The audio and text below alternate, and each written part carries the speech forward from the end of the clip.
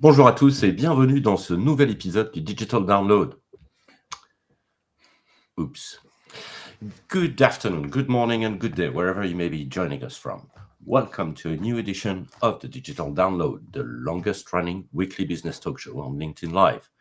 Now globally syndicated on TuneIn Radio through IBGR, the world's #1 business talk, news and strategy radio network. Today we are taking a unique look behind the scenes of content creation with a very special guest, your very own AI teammate.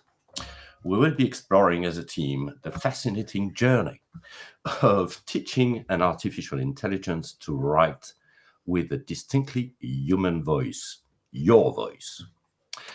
But before we get started, let's go around the set, a very complete set today, by the way.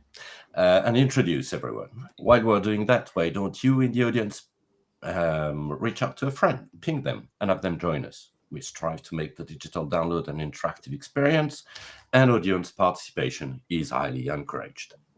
Tim, why don't you kick us off? Thank you, and welcome to what an amazing panel we have today.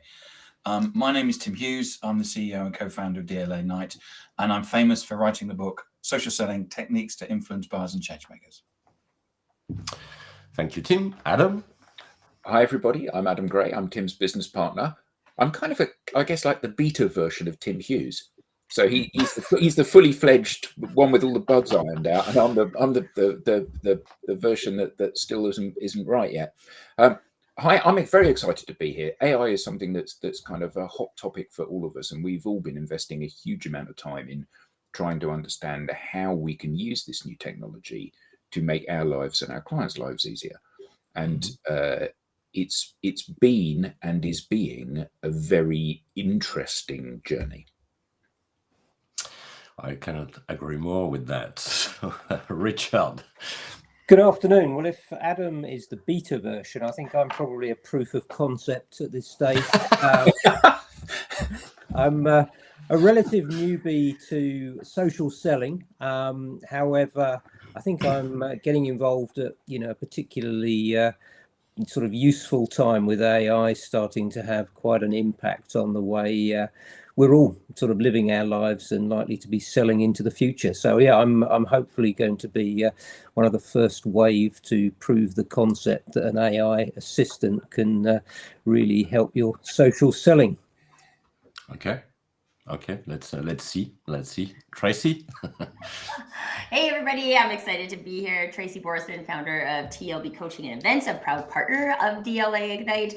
And I mean, okay, so marketing is my jam. I'm on the marketing side of social selling. And AI has been a very big disruptor, shall we say, for the marketing industry, mostly from this perspective, people being concerned that they are going to be replaced by AI. So I'm really excited to participate in this conversation about how we can use AI as a teammate instead of just assuming that AI is there to replace the human race. And hopefully we'll cover that. It's a big emotional time now. That's a big emotional moment. Rob, can you introduce yourself, please? Hello, everyone. I am Rob Durant. I am the founder of Flywheel Results, a proud DLA Ignite partner, and I'm happy to be back on the download today. School is out for the semester and doesn't start again for another week or two, so nice to be back. And welcome back, Rob. Thank you so much. So as I said, this week on the Digital Download, we'll look behind the scenes of content creation with an AI teammate. And I'd like to start with a foundational question to the panel, and more specifically to you, Adam. Why in the first place would we want to do that? Yeah, I was going to say, aren't we going to ask AI? I feel like that would be a prudent thing to do. Well, it's funny, actually, this, isn't it? Because that's the question that I've been wrestling with for quite some time. So probably 2 years ago, Tim did a podcast with an acknowledged AI expert because he said, I need to throw myself into this AI stuff and really start to understand how we can deploy this. And I was going to say I can be a bit of a Luddite sometimes, and actually that's probably a little bit extreme, but I want to be really clear about how and why we would be doing stuff and recommending stuff. And, we've had a load of internal conversations. And one of the things that we have kept running up against when we coach individuals and train teams is that I haven't got time is the big issue that people have to doing social selling in the way that we believe that social selling should be done. So I think we're quite militant and quite evangelistical and quite extremist with this. We believe that absolutely this is a platform for you to develop your personal brand and for you to be authentic and for you to talk to your audiences and for you to be yourself.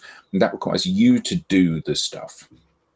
And for me, one of the challenges has been that up until very recently, getting AI to produce content on your behalf has been a case of prompt writing.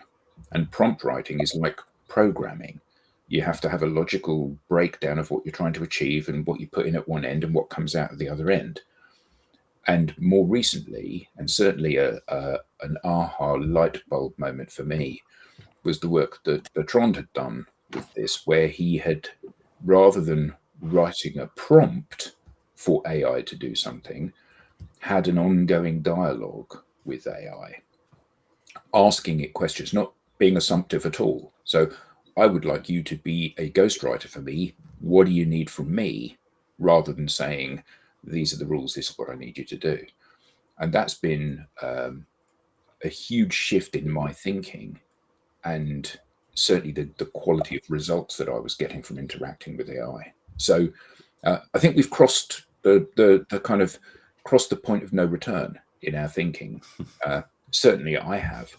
So to answer your question, people haven't got time, and also people haven't got the confidence sometimes to write the things they need to be able to write. And this could be the key to unlock that door for them. So can I would like to, first of all, Adam very humbly said this is the way that him and Tim have designed this program because it's the way they believe it should be done. I would also like to say, because that's the way it works. If you do it that way, it works. If you don't do it that way, it doesn't work. So you choose. I am saying that from personal experience. But also I think there's something really interesting about the concept, a bigger concept of how humans use AI, right? Because there's like so many different ways that you can use AI. And when you look at social selling and really what it's about at its core is about generating conversation. And so if what you're doing is all about generating conversation, then it makes sense to have a conversation or dialogue, as you called it, Adam, with AI, right? That like all of the components of this are about dialogue. So if you're going to use AI, then your AI usage should also be about dialogue.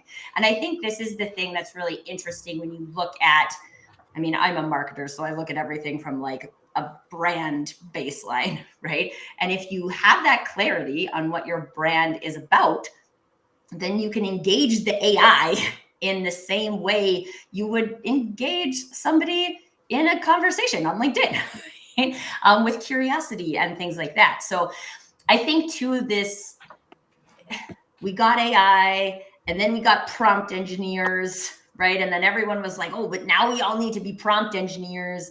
But prompt engineers is one way to use AI. It is not like the way. So I think there's like a foundational level of connection here that just is making sense for me, which is that if you are a dialogue person, then you should use AI dialogically. That's not a word. To support you in your dialogue. Yeah, but I think that it's only very recently that that's been an option. Because if you'd have tried this 6 months ago, what you would have got would have been a load of gibberish coming back. The AI wouldn't be able to understand what you were asking and wouldn't be able to formulate a reasonable answer and learn from the interaction that you were having. But certainly as a result of what Bertrand had done, asking that question, I need you to be a ghostwriter. What do you need from me? Well, you can answer all these questions, or you can give me some content that you've already written. Okay, well, I'll give you some content. How do you want it? Well, you can do it this way. Okay, well, you've analysed my writing style quite well. This is who I am. Can you write me a blog based on this knowledge about this topic? Okay, well, I've read the blog and I wouldn't say this and I don't like it. So I've edited it and this is how I've edited it. And then AI says, or Gemini says, that's really interesting. I can see why you've changed those things. I'll file that away and I'll do that to the stuff that I'm going to write in the future. And that iterative process. So the guy that I was chatting to last night about this said that when he asks AI to write him something, he doesn't even read what comes back. He says, that's not sophisticated enough. That's not elegant enough. You need to try better. And then it re-edits it and it comes back with something which is better. And often he says, that's not good enough. You need to try harder.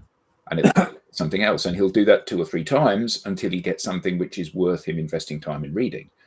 And it's interesting that AI understands the concept or is able to action the concept, even if it doesn't understand per se, is able to action the concept of you need to go away and do a better piece of work. It does beg the question why it didn't do the better piece of work first, but an interesting thing. Maybe because a human doesn't do that either. Well, a really interesting thing about this was he said that he was doing some research and he basically said to Grok, the Twitter AI tool, he said, so I'll use Tim as an example here. He said, I want you to find me a quote from Tim Hughes about this. So it comes back with a quote and he said, well, Tim Hughes didn't say that, did he? And Grok said to him, no, he didn't, but it's indicative of the sort of thing he would say. And then, no, but it got better. So he said, so I want you to go and find me actual examples of him saying something like this. So it came back with something and it said, on the 15th of June 2024 at 8:41 p.m, this is what Tim Hughes said in his tweet, and an example of the tweet. So he thought, well, I'll go back. So he scrolled back and he said, he didn't say that, did he? And Grok was like, didn't he? I thought he did. So it was staggering that there's this dialogue going on. And we talk about AI hallucination, but I think that's a really great example of, first of all, AI lying to him, and then the next iteration of that AI being wrong and not even understanding that it was wrong because it thought it was telling the truth. So I think, we're on this precipice, aren't we, when we're likely, if we're not careful, to see an explosion of false news and false information, because I myself have had an example when it was about, I was having a conversation, I think, with my wife about this. And, sometimes if there's a big number, you can be out by orders of magnitude. So it was like, how many sets of 100,000 people are there in the UK population? And it said the UK population is 67 million. 67 million. So how many sets of 100,000? So there are 67,000 sets of 100,000. No, there aren't. It's like you're 1,000 times out. And it was AI is not good at math, folks. It isn't for good at everybody's knowledge. Well, Let's it all depends which agree. model. No, but it's interesting that it can be wrong, and it can be so confident that its answer is correct even when it's wrong. So I want to pick up on what you were saying earlier, Adam. I heard you say part of social selling is producing content, but people have said people haven't got time and people haven't got confidence. So we turn to AI. Why do we feel inferior to AI when it comes to writing content, when we've just proven that AI is not an expert either? Because we're not confident. Us using AI didn't change our level of confidence. Yeah. This is something that, I've thought about this for years. Grammarly is the number one example that I use for this, right? So Grammarly, it helps your grammar, right? And it's kind of like a more experienced version of spell check. And it got to the point where it would be like, if you want to sound more confident, you should say this. And people would be like, yes, I will put that in my resume. That doesn't mean you're more confident about the skill that you had that now you're talking more confidently about, which actually creates a bigger gap between the human version of you and the AI enhanced version of you, if you want to say that. And so I think it's also important to remember that, like, there are ways to use the tool that build our confidence, but there's also ways to use the tool that do not build our confidence. And if our confidence is still not good, then we're just going to be like, oh, AI knows. It knows better than me. But I think maybe it's also a starting point, isn't it? You know, so you would never stand up and say, I am the best marketer in Calgary. Nobody can hold a torch to me. Even though you may be, that's not something you would never say those words. Right. But when AI says those words for you, all of a sudden it seems like it's more acceptable for you to say those words, or a version of those words. And I think that for many people, getting that kind of, here's an outline of your resume, because one of the things that that Tim and I have seen over many cases of training people and coaching people through this process has been that when we say to people, you need to write a new LinkedIn headline, and they say head of marketing at whatever company, and we go, no, that's about what you do, not about who you are. You need to talk about who you are. And then they come up with often things which don't reflect just how special an individual they are. You know, they have a passion for snowboarding or whatever it may be, and they don't seem to want to talk about that. They talk about, 20 years in marketing, and then eventually we get them to a point where they go, okay, well, I'll give that a try, and then they put it out there, and people go, oh, that's amazing, fantastic, I really love that. And AI maybe gives them that first step on that journey that they wouldn't be able to do without a bit of support, the support that we have historically given them in that space. I think I think that's the point I would say, right? Is like there's a directionality with that. You have given them a direction and they are using the AI to start helping them build their confidence. And that is helpful with direction, but AI doesn't come with direction, right? Like you don't log into Chat GPT and it's like, here's what you should do today, right? Nope. The direction still has to come from somewhere. So we have a comment from Robert, and I'd like to read it and then react to this. I'm actually working with ChatGPT, says Robert, on brainstorming for a fiction book. Actually, I found it a great experience. The more I interact with it, the more it feels like working with a person. And that is a little bit of, I'm glad Robert brings that to the table, because there are a number of things that we've said so far. And I think it's you, Tracy, you were talking about, we should have a conversation, because we believe that social selling is about having conversations. And I can't agree more. And I think there is a little bit of an onboarding process that you need to follow with. At least that was my approach to this. If we want to onboarding the AI, or onboarding your AI teammate, yeah, or onboarding you to the AI. Actually, I think it's a meeting point, because you need to probably think differently than prompting. Right? Like if I'm onboarding a new employee, I'm learning about them, they're learning about me. Exactly. And there is, because we talked a lot about prompts, because at the end of the day, these are, anything we do is a prompt, right, in AI, but it's the context. Which is I like that as the bigger picture. Anything we do is a prompt. Mm-hmm. Not that was a prompt. Anything we do is a prompt. A question is a prompt. Yeah. And so the context is important, and I think that's what you do when you onboard someone in your team. You actually give context. so that they understand, who you are selling to, what are your key differentiators, so that anyone needs that piece of information, that contextual information to just perform their job on a daily basis. So if you want your AI to become your teammate, you need to onboard it. You need to go through that onboarding phase. At least that was the reasoning behind this. And what would you talk to AI? That was your question, Rob. I think it's just to have a chat. If you're on your, at the end of the day, and that's why I broadcast. What Rob was saying is what somehow what I've experienced myself is that I was surprised after a while to be like to feel like I was working with someone. And that is something that is quite new when you're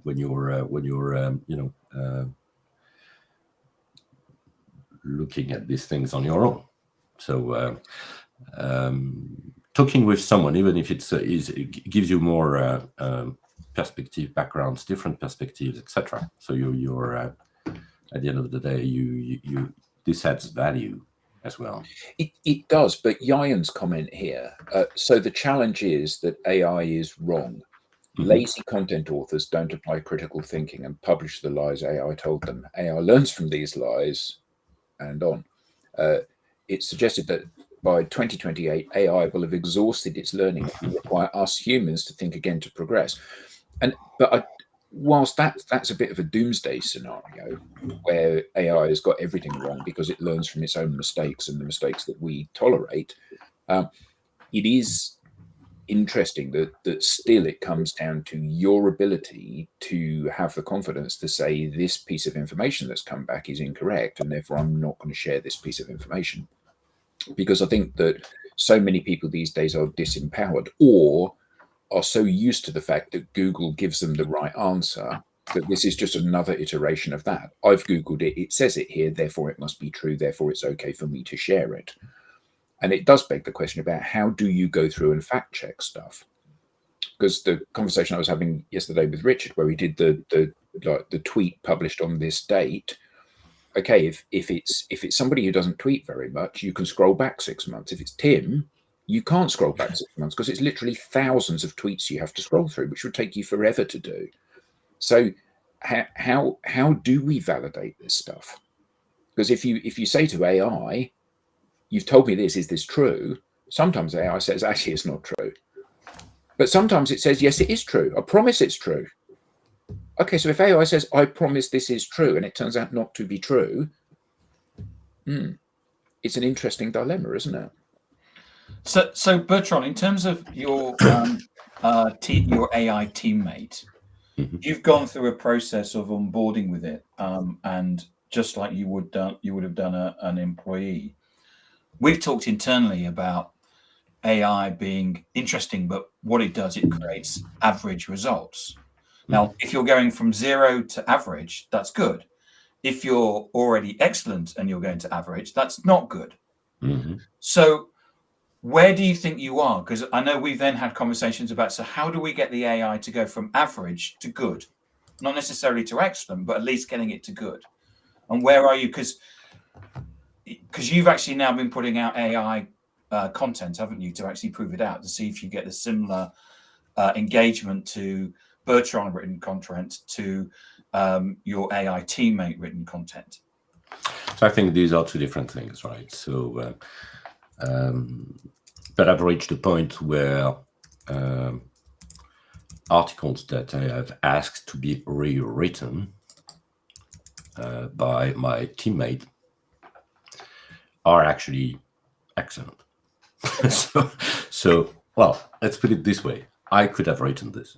So, but it's rewriting something that's been originated by myself, right? Okay, so it's not actually coming from 0. You No, because I've taken stuff where I've said something like on a video and I've given it to the AI and then it's written a blog for me and I've put that out and I think that that's pretty much close to what I would write. Mm-hmm.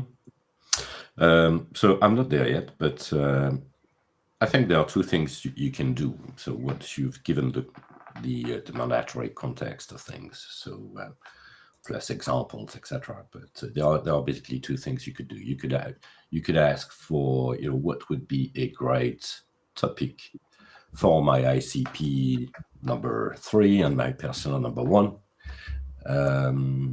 that I could be developing. There's nothing really mind-blowing, but sometimes there are. They are very good ideas. They are very good topics. For context for everybody, what Bertrand's done is that he's got his AI. He's got all of his all the blogs that he's written to date uploaded into that. He's written an ICP. Well, he's actually written several ICPs, and the ICP is equivalent of 17 pages of A4 long. So he's actually saying it's somebody in fintech. The person is a female. She's very active around sustainability. So he's been able to really generate a very, very close and accurate ICP of a particular person that he's targeting. He's got the value prop as well. And so from all of that information, it's using that to create the content that he's asking for. So one thing it may say, what content do you want? And then going away and actually writing the content. Yeah, exactly. So it can be ideas, and then we go for a draft. And then obviously the draft is a draft. So as you said, that team is can you improve? I will never use, that I don't use imperatives, for instance, that I don't use these specific words, never ever. So it will then come back, and then we have an interactive session, and then we end up sometimes, I could completely go off and then finish up the content and then send it back. So I think the important thing is it's got to be a comparison between what was offered by your teammate and what you actually built out of it. And of course, it's always very, very friendly and says, wow, well, I got that, much more nuances. I've seen you've changed some formulations. They're more direct. They're more explicit. Excellent. So that's a way of working with it. And the other way is you just write something from scratch, and then you say, so what's your sentiment on this? Because what Tim said is, I shared my I think 150 posts, but I also shared the analytics of these posts. So when I ask for a sentiment, it will say, okay, it's personal enough, so it's easy to read. It makes a point. That should work. and now we are, I've reached a point where I can start really monitor the performance and the predictions. So Tim, what you described, 17 pages of description for an ICP, and Bertrand, what you described, 150 posts with the analytics, just as part of the process of, for lack of a better term, onboarding your AI teammate. Mm-hmm. That sounds like work. I went to AI because I wanted to push a button and get the answer. Yeah. You have no time. But so that's one end of the scale, because we wanted to actually prove it out. The other end of the scale is that somebody's written nothing. But in sales, you've probably written your management summaries for RFPs. Mm-hmm. So you could use that. Marketing should have already defined your ICP. So you should be able to go to marketing and get that. Marketing should have already basically created your value proposition.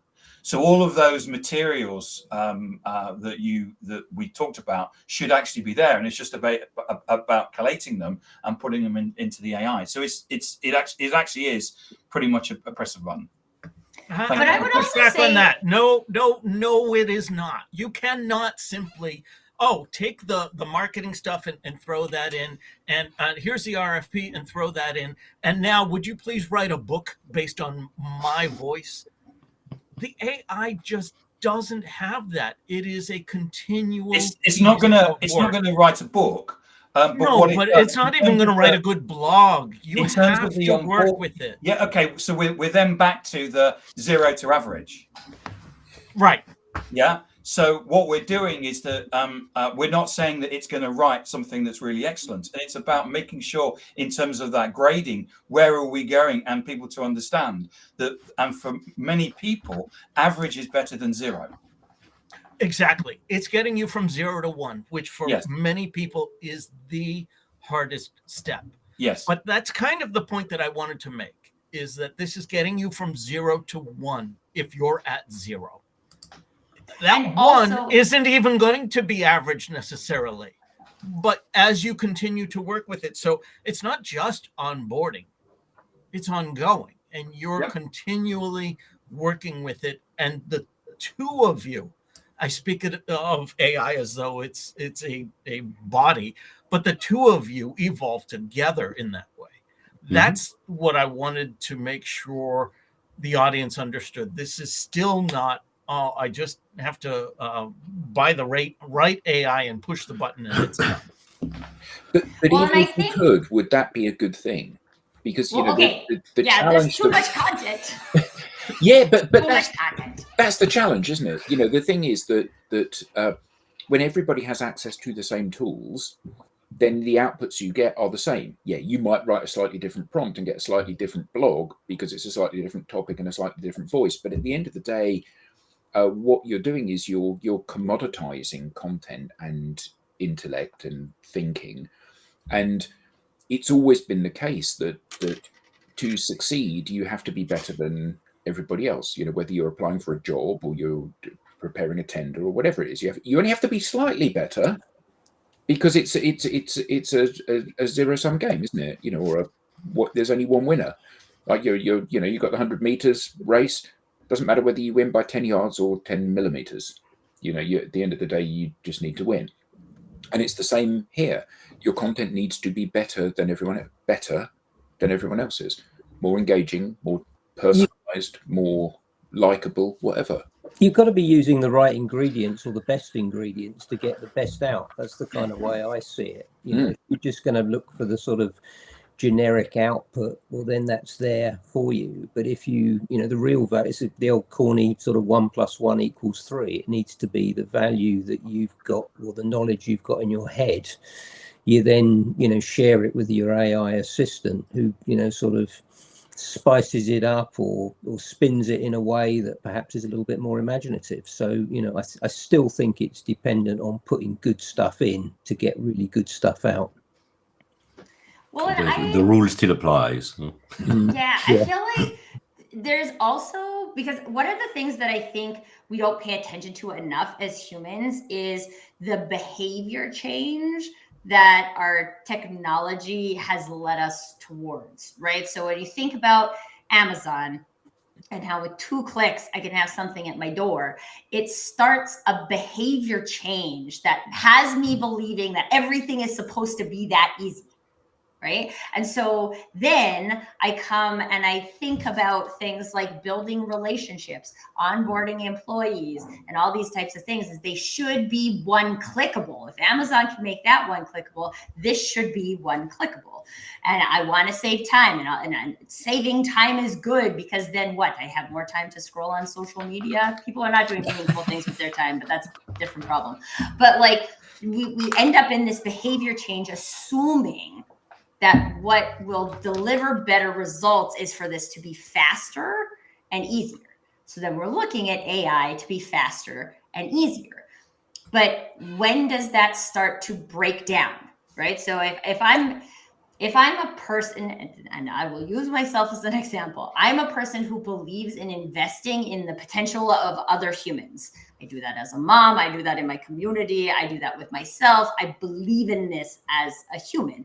And so if I'm onboarding a person, into a role in an organization, there is a 90-day plan. That 90-day plan is iterative. I expect that employee to grow throughout their tenure at the company. I expect myself to learn from that employee. It is an iterative process that is interactive. Right? So I believe in an iterative process that is interactive, which gets us to the destination.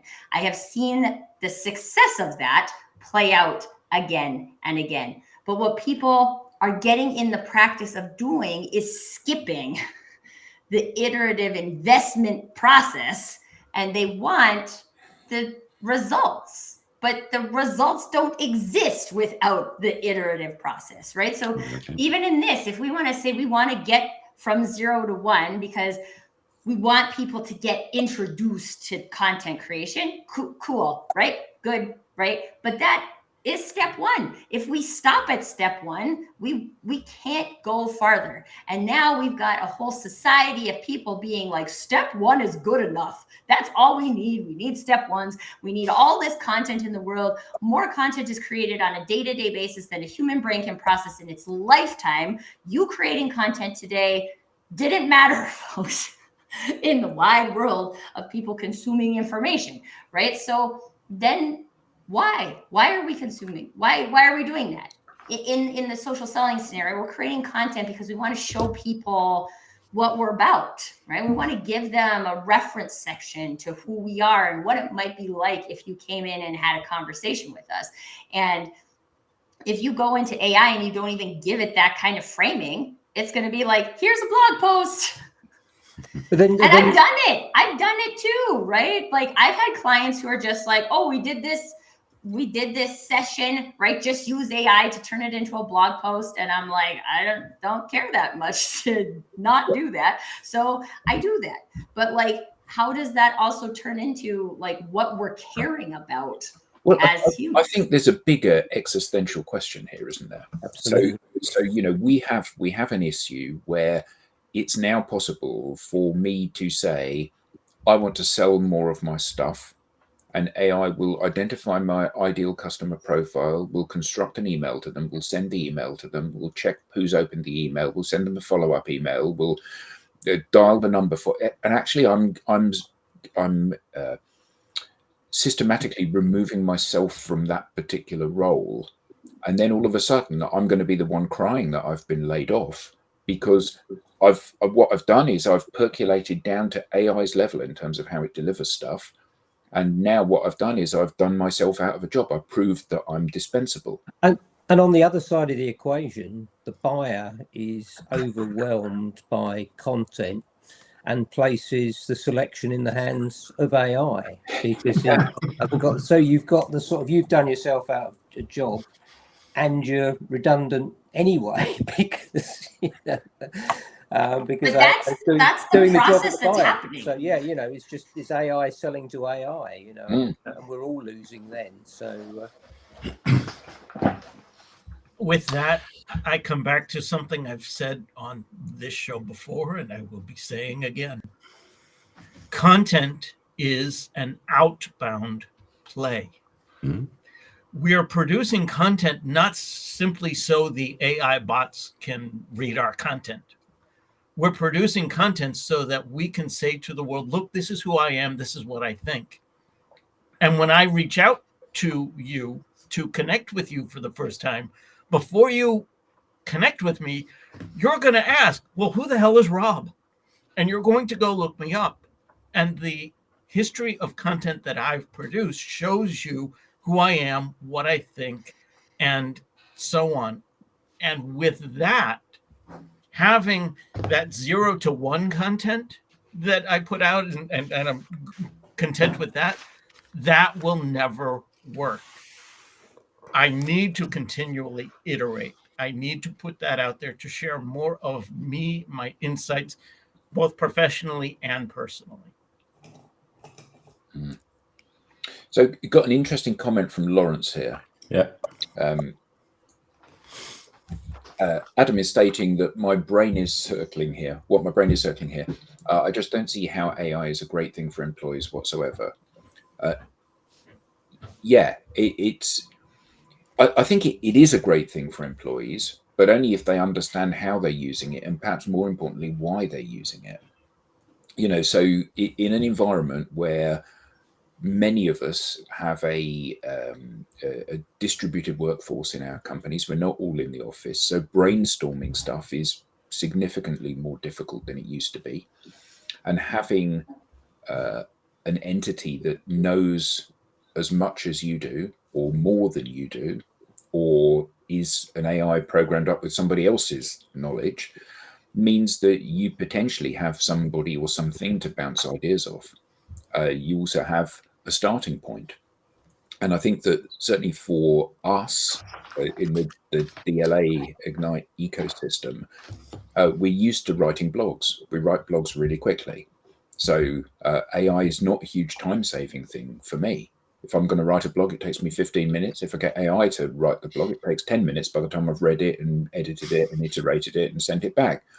But actually, and I speak for all of us here, I am not representative of most people that write blogs. Most people take 2, 3, 4 hours to write a blog because they don't have the experience. Or, Bertrand said, I poured 150 of my blogs into AI. Yep, most people haven't got 150 blogs, so they haven't got the experience of being able to write stuff quickly and get their thoughts down and marshal their ideas in the same way. So AI is incredibly powerful for that because you're not staring at a blank piece of paper. Here's what I know. Here's who I'm talking to. Write me something which uses music as a metaphor. Okay, well, then you've got a starting point and you can tweak it and amend it, but you have to tweak it and amend it to make it as good as it can possibly be. That last comment about AI not being good for employees, wasn't the same thing said time and again every time there's some major innovation? And I think of the example of tractors. When tractors came about, that was going to be the end of farming. No, it just made it more productive so that we could focus on other elements and advance the economy accordingly. Now, are there those that get left behind because they don't understand how to work with the output, how to advance the technology beyond that? Absolutely. But no, in and of itself, it's not going to put people out of work. It's going to demand more from the people in terms of things that the AI cannot do. Maybe. And I say maybe because when tractors came about, you traded using your physical muscles for your intellectual muscle. You moved from the fields to the office, knowing that machines could do the manual work. Machines cannot do the thinking work. Now we've got machines that can do the thinking work. The manual work's already gone. We've got the thinking work left. And if you think about what separates us as human beings from every other life form on the planet is art. We do things for the joy of doing things. We write, we paint, we compose, we play instruments, we wonder at the magnificence of it all and all of that stuff. But actually, one of the things that people are doing now is they're using AI to write music. They're using AI to create images that they're going to share with their post. Somebody wrote a beautiful piece about this, and they said, I don't want AI to do the painting and the writing for me, so I've got more time to do the dishes. I want AI to do the dishes, so I've got more time to do the writing and the painting. And if we're not careful, we're going to throw the baby out with the bathwater here, aren't we? I think I have a personal story about that because I remember you might have shared this on the show before. I share it on places, but like I hand cut nuts for my cereal in the morning. And like when I met my husband, I had no knife skills. He used to work in the kitchen. He taught me knife skills. And so I chop these nuts manually and I feel like Bobby Flay, right? I'm like a chef. I've got skills, right? Like I feel like I have a skill. And I remember my dad being here one time and being like, you need a slap chop. And I was like, I don't actually need a slap chop, because a slap chop would make chopping the nuts faster. Absolutely, it would. But then I would lose all the joy that I get in using my skill to chop the nuts. And also now I have to clean the slap chop, which is trading a like pleasure activity for a not pleasure activity, just as what you said, Adam. And I think it's really interesting when we look at one of the things that came up from what you had said previously for me, Adam, was, are we using AI to replace our experience, right? If Bertrand has written 150 blogs, he has experience writing blogs because he wrote 150 blogs. He doesn't have experience writing blogs because AI wrote 150 blogs, right? He has the experience. And so are we using AI to replace our experience, or are we using AI to grow our experience? And I think it's possible to do both of those things, but we have to be very aware of what we're using it for. One of the things that I sort of mull over is the way it potentially dumbs people, or dumbs us as humans down. I mean, we're living in an environment where we've had to, learn a lot of stuff. We've had to sort of become skilled at certain things, and I think a good metaphor for this is the sat nav. So if pre-sat nav, we all had to have a sort of rudimentary understanding of sort of signposts and reading maps and stuff. Now we've got a generation that doesn't know south or east. You're literally just using technology to supplant a sort of a life skill. And I guess AI is going to replace your need to know a huge amount of things. And where do you draw the line? What do you simply never need to know? Because AI will always be there to make the decision or make the call on your part. And I think that's an interesting sort of take on where the future is. We're at that point where we've got knowledge, and we want AI to sort of perhaps add to it, to supplement it, to make us look smarter. But we'll get to a point where you just don't simply need to know. You don't need the experience. You don't need the knowledge. Well, I think literally outsource it. Tracy has absolutely nailed it with the comment that she made, because Bertrand has spent a year writing 150 blogs. The show's going to finish in 13 minutes. He can write another 150 blogs in the next 13 minutes if he chooses to. And part of the challenge is that we, in the corporate world, we have seen that drive for efficiency, that drive for more volume of stuff, more volume of emails, more volume of pay-per-click adverts, more volume of automatic dials, more volume of personalized messages, more volume of stuff, which from a sales perspective, we've now got self-learning CRM systems. We've got outbound tools that enable you to schedule all of your emails at the right time based on what people have opened. We've got things that analyze the words you're using in your telephone calls, yet more salespeople than ever are not making their number despite all of this help. And we run a very real risk of going down this route of thinking that more is better. We've got 150 magnificent blogs from Bertrand. The next 150 written before the end of the show are not going to be magnificent. They'll be okay, which is a retrograde step, isn't it? But I'd like first to share that comment. Oh, sorry, that was not the one. Oops. But yes, Robert, we do want to be Tony Stark with Jarvis, not Ultron. Yeah, just to share the level of intimacy that I've kind of reached with my teammates, because I think that's also a little bit of the outcome that you could expect. Is everybody knows I have a passion for making bread, right? And because I shared a number of posts, my teammate now knows that social selling is important to me. So, because every now and again, we work on our LinkedIn profile, and I'm still working on the title of that profile. Just for fun, I asked my teammate. I said, "So, with everything you know about me so far, can you make me a suggestion for my LinkedIn profile title? And I was just amazed because it came back with social selling is my daily bread, which I think, was kind of okay. Yeah, yeah. It's very Bertrand. He knows me quite well.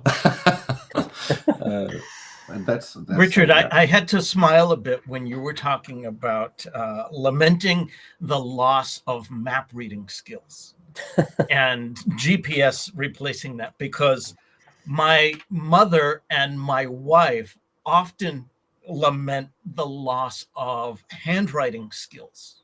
We don't teach that in the schools anymore. And I always turn to them and say, yes, well, I don't know how to read hieroglyphics either.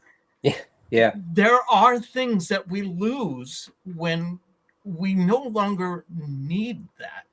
And I don't lament the loss of map reading or consider us ignorant because we first turn to Google when we have a question and the answer is given to us right away.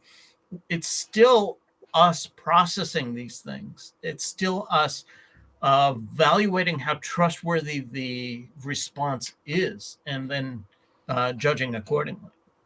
Yeah. No, I think you're right there. Also, like, my mom is like the most, I'm like, how can you not use Google Maps? I don't understand how you cannot get this. I could give her a map and she would be totally able to navigate it. Can't use Google Maps. Yeah, I love a map. I just like the visualization of it. I like to see the bigger picture rather than the little kind of sort of what's in front. Yeah, but it's really hard when you're driving. Yeah, absolutely. or it's windy. Yeah. But it's also like, I think these are also the fun things to pay attention to. Like, if you're lamenting something like that, why is that? Okay, so Richard likes to see the bigger picture. So how else are you seeing the bigger picture? How can you use AI to see the bigger picture, right? Like, there's opportunities for us to experience those things and then tap into what's important for us, and then participate with AI in the way that it allows us to have those things. So, like, I use AI all the time. A few weeks ago, I posted a post because I use chat GPT, and I call it chat. It's not that creative for the marketer in the room, but it said to me, because it had updated its memory. So it's like, oh, it's got a new level of memory, can go back into historic chats. So if you're curious, you can prompt it, like, based on all of our chats, what do you know about me? And I was like, for me in particular, that's super interesting because I do a lot of client work using Chat GPT too, right? And I have a very diverse industries of clients. So like, yeah, fun, sounds good. Let me try this. And what it came back with, I was like, that's a good synopsis, right? It was really intelligent. It referenced how I ask questions and how I'm always going deeper. And I was like, oh, well, yep, because that's how I am. And I allow myself to use AI the way I am. So then AI can be trained in that. And whether you are, I just see this very similar. I love that we called this show about a teammate, right? Because it's just this thing, this onboarding a teammate. It's the number one reason why outsourced social media content creation fails, actually, is because people didn't have 150 blog posts and didn't have an ICP and didn't have a value prop, and then hired someone to say, make me social media posts every day. Yeah, that's to exist because AI can do that for free, right? But what happens when we do our due diligence, and when that due diligence is in alignment with who we are as people, then bam, we can create magic. That's an excellent conclusion, Tracy. Really, thank you so much, team. This has been really great, and I'm sure we'll have more discussions about this because it's an ongoing topic. So now is the ad moment. So we now have a newsletter. Don't miss an episode. Get the show highlights, beyond the show insights, and reminders of upcoming episodes. You may scan the QR code on screen or visit us at digitaldownload.live/newsletter on behalf of the panelists and to our audience, very interactive audience today, very participative audience today. Thank you. Thank you. And thank you all, and see you next time. Bye-bye. Bye. Bye, everyone. everyone. guys. Thanks, everybody.